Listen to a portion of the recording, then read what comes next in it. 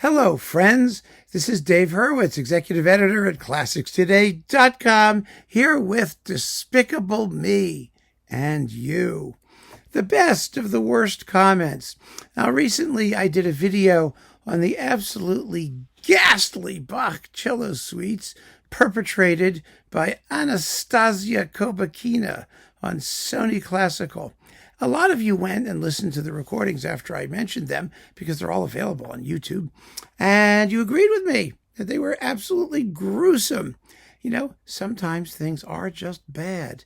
But these reviews, the ones where I really trash something, usually generate some kind of hostile backblow. You never know where it's coming from. It could be that some people just object to the tone of the review, which is fair, or that there are people who are friends of the performer, which happens more often than you'd think. Or there are people who read other more positive reviews and have positive views of the performances and are angry that my review implicitly suggests that they must be utter morons for liking something that's so dreadful. I don't think they're utter morons. I do think they're liking something that's so dreadful. So all of those things can come into play. And then you attach to that the inimitable joy of being able to make obnoxious comments anonymously on YouTube. And it's almost guaranteed that something is going to pop up. And something popped.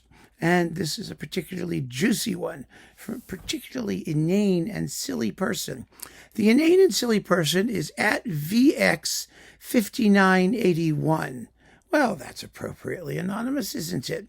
And here is said comment. Quote, "Is some social experiment being carried out here? If not, I'm looking forward to a YouTube movie, quote, How Dave Hurwitz Has Become a Parody of a Music Critic, unquote. It's amazing how many people here follow his opinions uncritically, being incapable of their own. I've heard a lot of strange things here, but this review is Mr. Hurwitz's top achievement. The only funny thing about it is how disagreeing opinions disappear." Oh, where do we begin?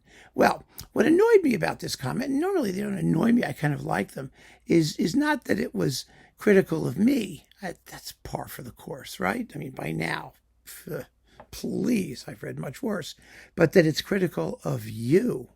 The suggestion that people who read my or watch my reviews or read my reviews do it uncritically and they're incapable of having their own opinions, I mean, that is just moronic. I mean, really, really stupid.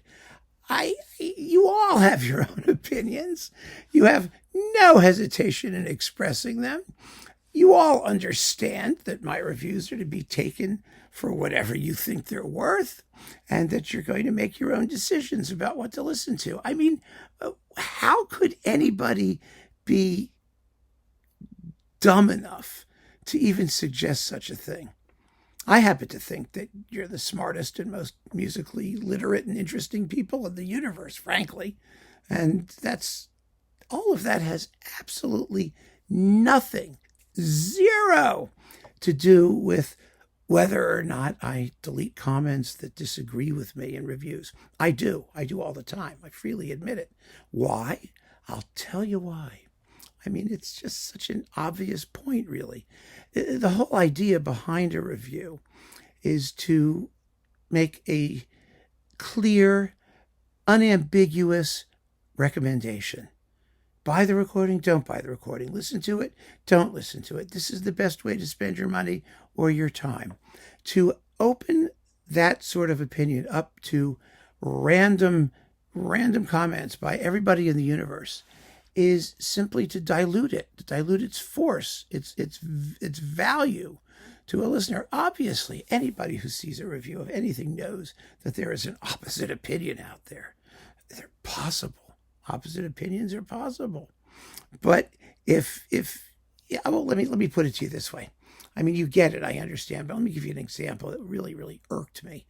Back in the day, when was it? It was in the 90s, I guess, when Amazon was setting up their classical music pages. I was hired to write reviews. They wanted to review everything, the entire classical catalog, and they wanted 150-word capsule reviews from anybody. They were paying really good money for them. So I did like 20 million of them. I mean, literally thousands of them. They didn't know what they were getting when they asked me to do it because, they said, well, can you do, a few dozen? And I sent them about like 1,200 in about a week. So I made a lot of money. I was very happy about it. And so were they. Some of those reviews are still there. They're still at the bottom of the recordings in question. You see them once in a while. Every so often I run across one and go, oh, that sounds familiar. Turns out it was written by me. So then they decided, while they were setting up their pages, that they were going to have purchaser comments. And I got furious. I said, no. The purpose of these things is to sell recordings. It's to give people guidance so that they can buy or not buy. And these were on purchase pages. I mean, I had no financial interest in whether anyone bought anything or not. But if I like something and I recommend it to people, I want them to hear it. I want to share my like. And now, because of YouTube, I can share my dislike. But I want to share it. And to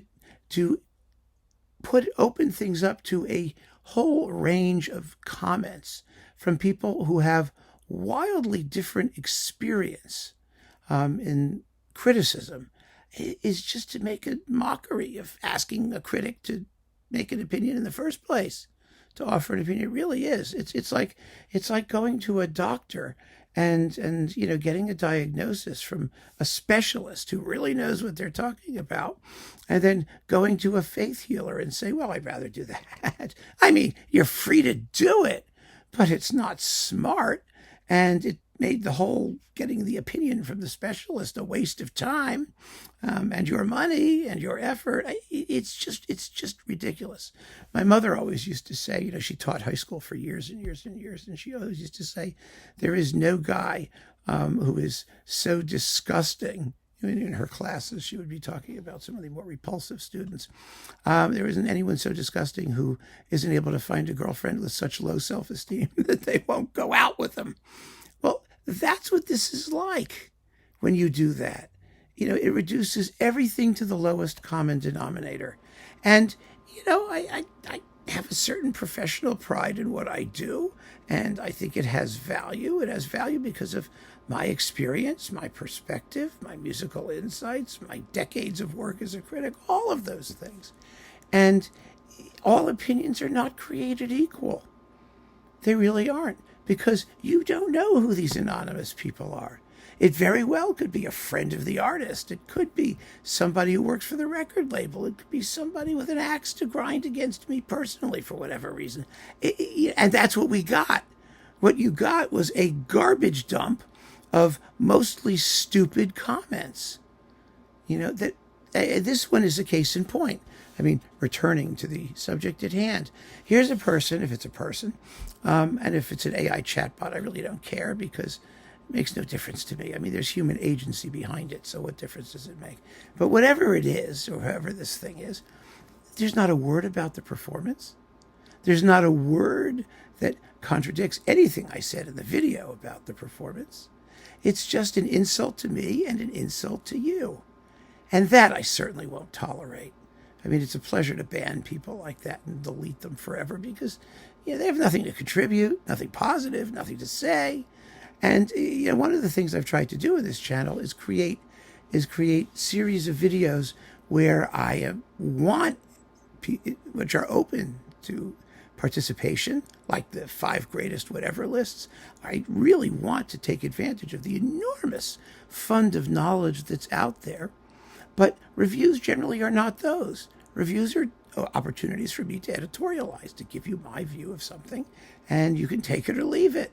And I'm really not interested in whether anybody agrees with me or disagrees with me.